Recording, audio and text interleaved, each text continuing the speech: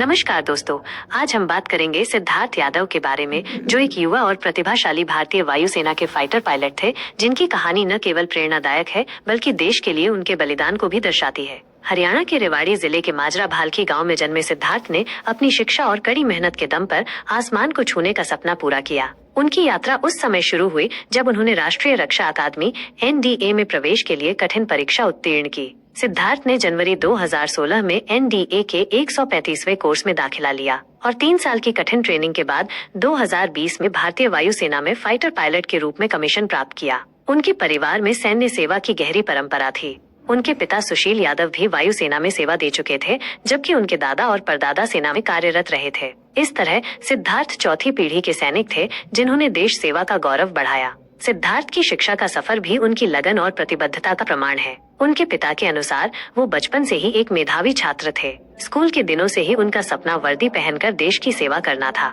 उन्होंने अपनी पढ़ाई के दौरान हमेशा उत्कृष्ट प्रदर्शन किया और NDA की तैयारी में कोई कसर नहीं छोड़ी। उनकी मेहनत रंग लाई जब वो न केवल NDA में चुने गए बल्कि कठिन प्रशिक्षण को पूरा कर एक कुशल पायलट बन गए। उनकी सादगी और बहादुरी ने उन्हें अपने साथियों और परिवार के बीच खास बना दिया था। हालांकि सिद्धार्थ की जिंदगी में एक दुखद मोड़ तब आया जब 2 अप्रैल 2025 को गुजरात के जामनगर के पास एक नियमित प्रशिक्षण उड़ान के दौरान उनका जगुआर लड़ाकू विमान दुर्घटनाग्रस्त हो गया। इस हादसे में सिद्धार्थ ने अपनी जान गंवा दी, लेकिन उनकी वीरता ने कई लोगों की जिंदगी बचाई। रिपोर्ट्स के अनुसार विमान में तकनीकी खराबी आने के बाद सिद्धार्थ ने इसे घनी आबादी वाले इलाके से दूर ले जाकर क्रैश कराया, जिससे नागरिकों को नुकसान नहीं हुआ। उनके इस बलिदान ने उन्हें एक सच्चा नायक बना दिया। इस हादसे में उनके सह पायलट सुरक्षित बाहर निकल सके, जो सिद्धार्थ की सूझबूझ और निस्वार्थ भावना का परिचय देता है।